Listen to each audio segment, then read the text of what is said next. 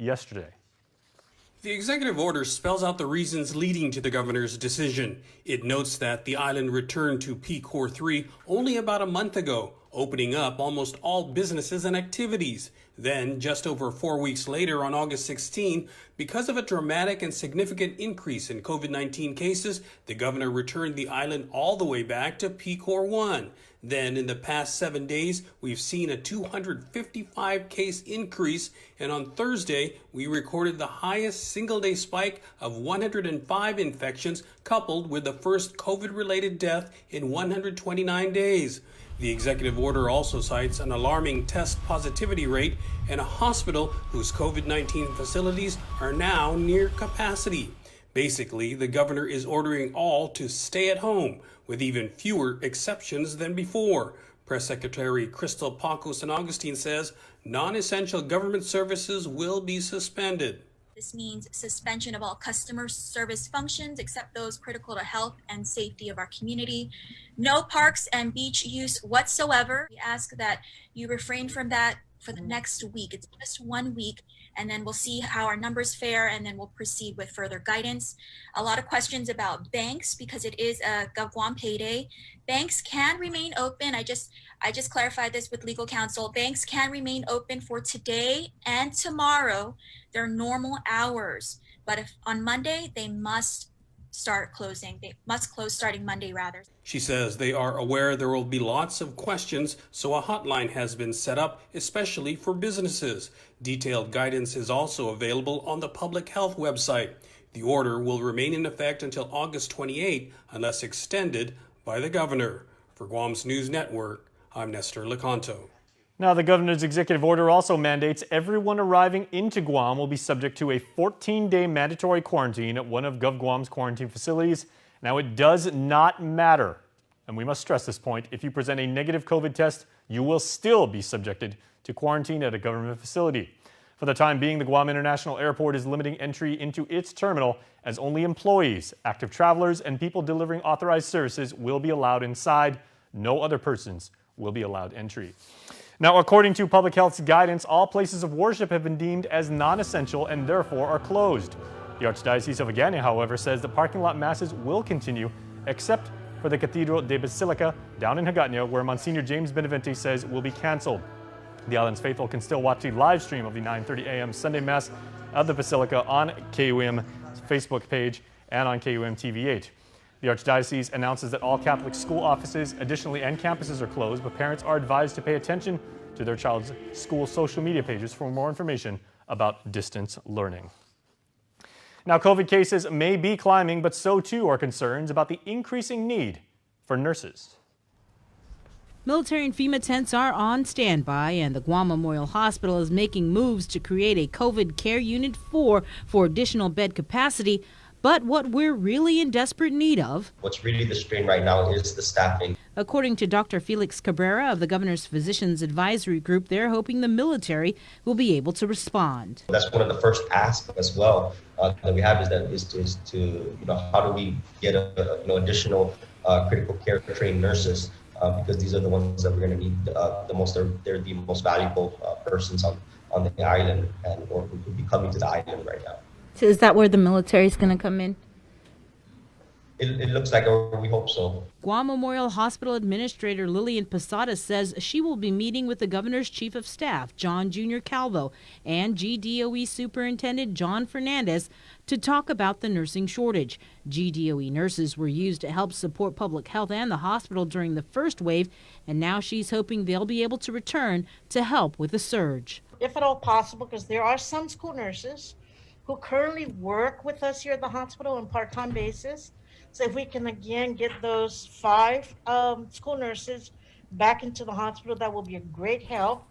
And if any other of those school nurses would like to,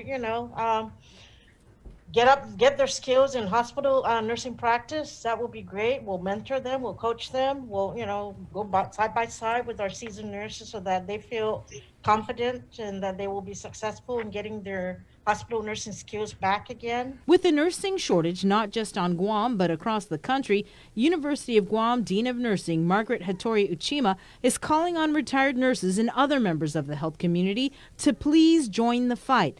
not just against COVID, but to help back up the nurses currently on the front lines in need of rest. My fear is that, they're tired. Heck, I'm tired. We're all tired. And we need to provide them as much support as possible. If there are any nurses out there, we did a call out in March. The Health Professional Licensing Board, run by Zena Pacina, was asking for nurses that are retired or nurses that, maybe if your office or your business is shut down, your clinic is shut down, we do need help. Public health needs help. They're talking about other isolation facilities. There are things that nurses that are not working right now could help us out with. So I just really beg anybody who's not working now and could help, to come out. If you want to help, reach out to the Guam Board of Nurse Examiners at 735-7408 or 9. Reporting for Guam's News Network, I'm Sabrina Salas, Matanani. Thanks so much, Sabrina. In other news, the Guam National Guard is now being tasked to help the Guam Memorial Hospital in getting the COVID isolation facility in Barrigada Heights to open. For months, the SNU has been in need of a new chiller to keep the facility cool. GMH Administrator Lilian Posadas was hoping to get a new one installed by today, but the plans fell through and the Guard has been called in to assist. They've offered, they've extended, and so they're now looking at, assessing the area, what they can do, what needs to be done, because we need to continue the existing chiller to run while we're getting the donated chiller installed, with a little bit of a construction to get it secured in place, and then get it commissioned to run. Once it's operating, then definitely, we can occupy that facility. Posadas hopes the new chiller will be ready by next week. The COVID isolation facility has a bed capacity of 54 and will provide long-term rehabilitative care. Well, throughout this first week of the school year, the department received word of 9 employees popping positive for COVID-19, and effective today, the Guam Department of Education staffers have been ordered to stay home and to telework. GDOE made the announcement last night along with the governor's executive order to put the island in shelter-in-place lockdown, as you now know. Now, both the face-to-face learning option and the grab-and-learn distribution have ceased operations.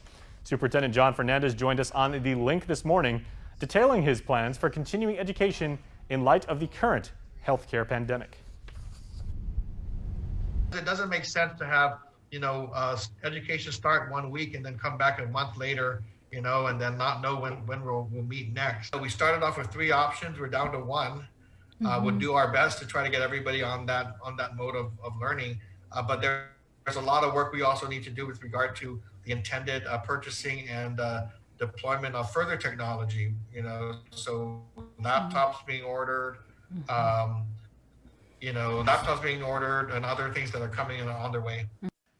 Now, for those wishing to transition to online learning, you should contact your school immediately or call the GDOE hotline. That number is 300-1536. That's 300-1536. Or you can use email. That address is info@gdoe.net. Moving on to the Mayor's Council now. The organization's president, Distrito Mayor Melissa Savares, says that during the stay-at-home order, all village mayor's offices will be closed for in-person services, and that instead, staffers will be working virtually to answer the need of the various constituents and municipalities. She assures residents that the island's beloved Manomco will not go hungry during the week-long lockdown procedure. Feed our seniors that are registered seniors through our senior citizen programs, which are our senior centers. We have 12 senior centers plus adult daycare and dementia. And so our programs with the Division of Senior Citizens will continue with that. Now, what will cease temporarily during the lockdown is a cleanup of recyclables. And the Judiciary of Guam has issued a 5th updated administrative order temporarily suspending certain court operations due to the shelter-in-place order. The court remains open for only essential court business, with all other court facilities, including the Guam Judicial Center downtown, the San Ramon Temporary Courtroom, the Northern Court Satellite, that's of course up here in Distrito, the offices of the Probation Services Division, and the Judicial Education Center closed until the end of the month. Essential court business includes magistrate proceedings and warrant returns in criminal cases. All other matters scheduled to be heard from the 21st through the 31st have been postponed. Likewise, all in-person Probation Services Division appointments are postponed until further notice, and all grand jury proceedings have been suspended. You can view the administrative order in full at KUAM.com. There are many more island news headlines, and we'll bring them to you after this commercial break, so please keep streaming and keep watching, because Primetime returns right after this. While we've all been through a lot over the years, typhoons, earthquakes, and now COVID-19, we've been able to get through these together. For more than 80 years, Travelers Insurance has been protecting your homes, your businesses, and the health of your family. We are here today and we'll be here tomorrow. There are better days ahead. Tomorrow's a new day filled with hope and choices. The possibilities of what we can achieve together are limitless. Let's continue to work together to ensure a brighter tomorrow for all of us. Let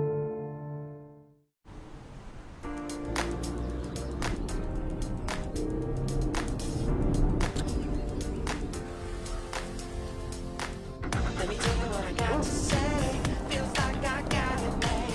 I got a smile upon my face. It don't get any better. Feeling all around me. I'm right. No matter what size adventure you're into, it's better in a Hyundai. And introducing the Venue, the newest member of the Hyundai SUV family. KUAM News, winner of the 2020 Regional Edward R. Murrow Award for Excellence in Social Media. Welcome back, everybody. The governor has given the go-ahead to apply for President Trump's extra unemployment payment program. And while it could mean an additional $400 a week for qualified claimants, it's still unclear if the executive order issued early last week will pass legal muster. Nestor Lecanto investigates in this story. The president signed the order August 10 amid a continued stalemate in Congress over additional assistance after the $600 federal pandemic unemployment compensation ended in late July. As of this week, though, only about 10 states and territories have signed up for Trump's proposal because, as Labor Director David De La Sola explains, there are still many unanswered questions. A lot of the stuff, the answers initially were for states who had UI programs. We don't have a UI programs in the territory, so they're carving out special guidances just for us. One of the main questions the governor had was whether GovGuam would have to front the money and then wait on reimbursement. In her press conference Thursday, she said they got that clarification. So in discussions with FEMA, the upfront cost for the 75% will be drawn or will be loaded up through the Department of Labor. She also said the program will be limited, at least for now. The information is that this program will last for 3 weeks.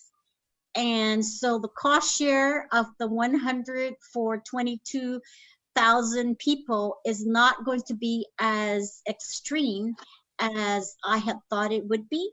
So I am having my director of the DMR and also DOA look at what funds are available to be able to provide the 25%. But with the loss of the FPUC and still no action from Congress, any additional money will help for the unemployed and underemployed who are now only eligible for a maximum of $345 under the PUA program. Beyond 3 weeks is another question, and but we'll address it as it comes up. For Guam's News Network, I'm Nestor Lecanto. Also tonight, the Guam Economic Development Authority recently received another notice that an email scam has been circulating. That message promotes the Guam Small Business Pandemic Assistance Grant Program and falsely claims to be a representative of GIDA. The email also includes an attachment of the application. GIDA urges you not to respond with or communicate with the sender and do not provide any personal or business information. Additionally, avoid clicking on links included in the emails or attachments. If you need more information, call GIDA at 647-4332. Well, it does appear that senators will be cutting it close in passing a budget for the next fiscal period as they recess until Monday after making relatively little progress today. A motion by Senator Jim Moylan to work over the weekend was not entertained, and Senator Regine Biscoe-Lee moved to raise the revenue projection by $4.6 million, a compromise to the administration's request to increase revenues by about $7 million. Sure. In fiscal year 2020, the adopted revenue projections for this revenue category for withholding was $246.2 million. For fiscal year 2021, this sub-bill reflects projections for withholding tax at $230.5 million. So that's a decrease of about $15.7 million. This amendment would lessen that gap after we've done an analysis of actual collections during the best and the worst months of this fiscal year. So we're basing it off of... Lee's amendment was voted down. In fact, senators have yet to adopt a revenue projection and so far have only managed to review the proposed appropriations for the Guam Department of Education. When they do meet next week, they'll have just 7 days left to pass a budget. Well, speaking of the aforementioned Jim Moylan, the Republican senator, is concerned about the upcoming primary election scheduled for the 29th of this month. In a letter, he notes that the lockdown expires the day before, and that would be defeating the purpose of lifting a stay-at-home order less than 24 hours before allowing the community to congregate in a larger-scale gathering, which elections on Guam have, of course, been known to be. Moylan acknowledges although the governor does not have the authority to cancel or postpone the primary election, she could submit legislation to the legislature to address the issue, possibly calling for a special session next week for senators to discuss the matter. As for the recommended action, he says he leaves it to the discretion of the governor. And 3 of your senators are pushing for progress in the construction of a new home for the sharks up north in Jigo. During budget discussions downtown yesterday, Senator Teresa Terlahi garnered support, passing an amendment that would put $500,000 away for the construction of Simon Sanchez High School. Vice Speaker Talina Nelson passed her own provision committing the money to Simon Sanchez by ensuring the funding was non-transferable. Previously, appropriations were diverted by GDOE to operations when territorial education facilities funds were short. Additionally, Senator Sabina Perez passed an amendment requiring quarterly reporting from the DOE on progress moving forward, which would include a listing of projects awarded, projects that have been put out for bid, and the current status of the rebuild. Senator Perez stating, I quote, "We owe it to our island's children to build them a school worthy of their limitless potential." That's Senator Sabina Perez once again. Well, coming up after the break, we're going to find out the latest from the Guam Election Commission. Please stay tuned.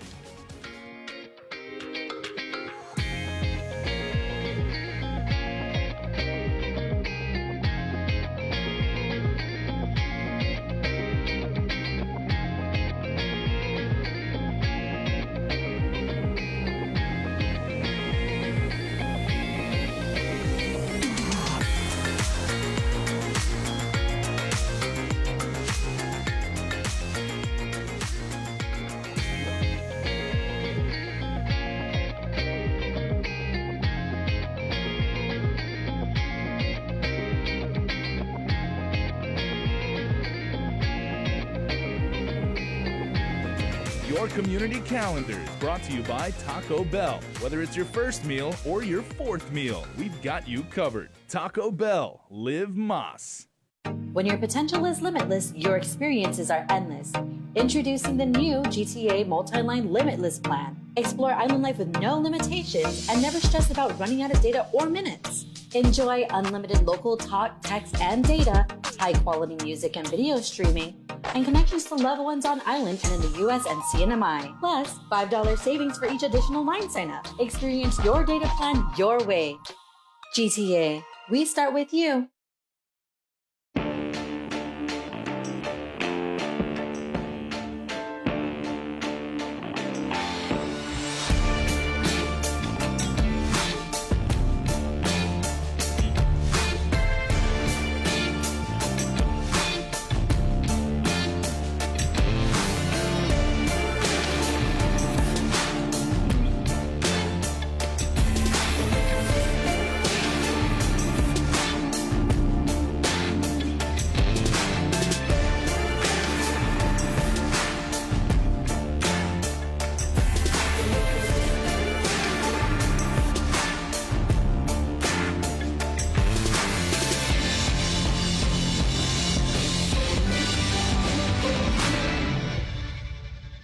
My child, Ekongo, listen.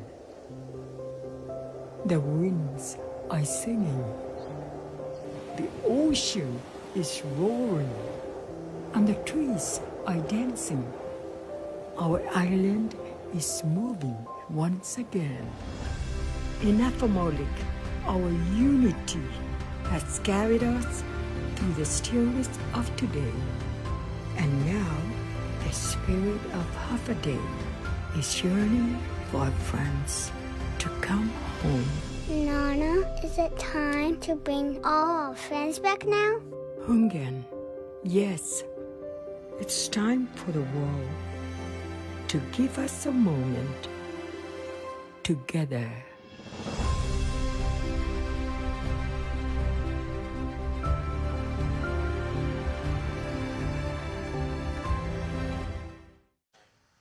Primetime is back, my friends, and in case you missed it this morning, Sabrina and Chris spoke with the Guam Election Commission's Executive Director Maria Pangilinan about the possible canceling of in-office voting as a result of the coronavirus.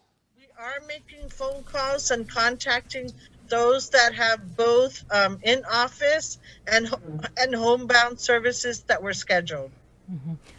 What's going to happen to the 2 votes that I just cast there at the Guam Election Commission the other day? Mr. Chris Barnett, you only voted once. No, I mean, I cast 2. I voted 1 ballot, but I voted for 2. So what's going to happen with those? He just wrote himself in and left. He voted for himself. What are you talking about? How do you know? You better not have written in anybody, sir, and including yourself. So those ballots are safe in our vault, and they will be, they will continue to be safe. Our commission is supposed to meet Thursday, but we'll see what happens. We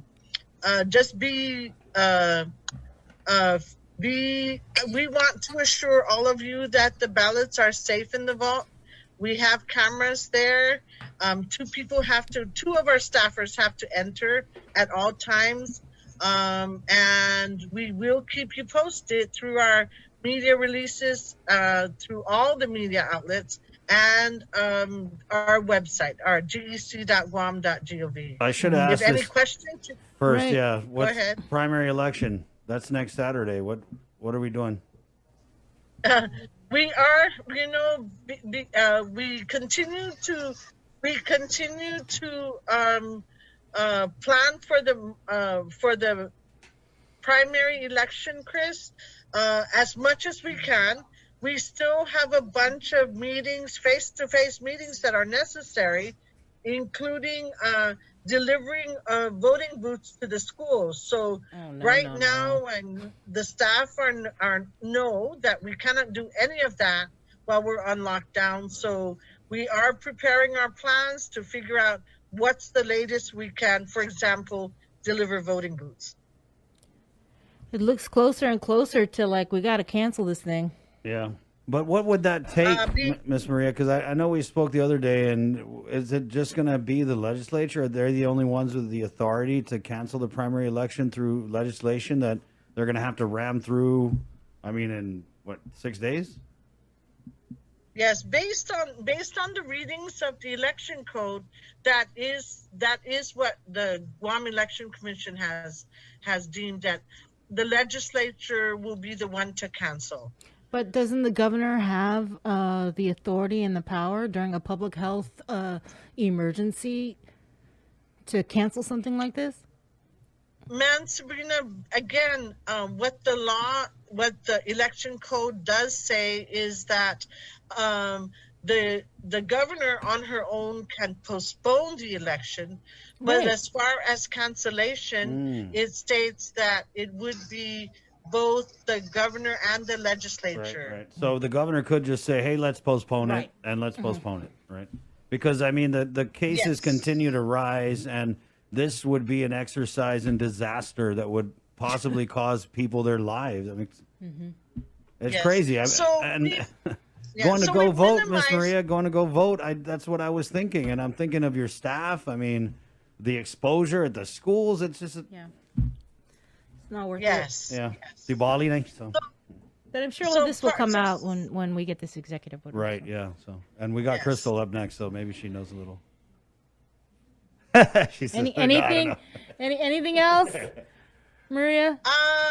No, we're still here, and I want to, when the lockdown is scheduled for 12 o'clock. I hope to be able to send most of my staff home by about 11:30. Yeah. So we're making all the calls. If you haven't gotten your call and you do have an appointment with us, please call us at 477-9791. And just Please stay tuned. Cold Stone Creamery birthday shout-outs are coming up. When you want to make the most of your time, waiting in line should be last on your mind. Introducing Skip Lino, the most convenient way to visit Docomo Pacific. Simply download the Skip Lino app on your device, set your region to Guam or Northern Mariana Islands, find Docomo Pacific, and select the location you'd like to visit. Spend less time in line and more time with the people who matter most with the Skip Lino app. Can't wait to see you soon. Docomo Pacific, better together. MTO Maintenance will now completely sanitize your home, office, or business with state-of-the-art commercial sprayers. For over 30 years, MTO Maintenance has been committed to the health and safety of our customers. And now, more than ever, a clean home, office, carpets, and furniture is a necessity to our island. Give us a call today. Stay healthy and stay safe, Guam. Call 647-6861 for an appointment. We have the power to improve the schools our kids learn in, the roads we drive on, the health care we receive, and the opportunities for more jobs.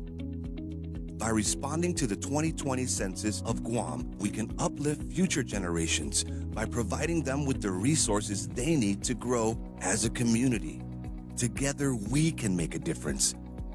Respond today. All right, everybody. Obviously, it's been a very, very heavy newscast. Lots of really big stories and lots of information for you to parse through. But let's put on a smile on your face because it's time for the Cold Stone Creamery birthday shoutouts. Your Friday birthdays go like this. Happy birthday going out to Micah J. Diego. Wishing you a happy, blessed birthday. Love with virtual hugs and kisses from the whole family. Enjoy your special day. Great job, you guys. Evelyn Veras Balilo, happy birthday and God bless from your family here in Guam and in the Philippines. And happy birthday number 7 to Dad and Grandpa, otherwise known to the rest of us as Roy Ungakta, from your loving kids and your grandkids. All of you, we wish you the best birthday ever.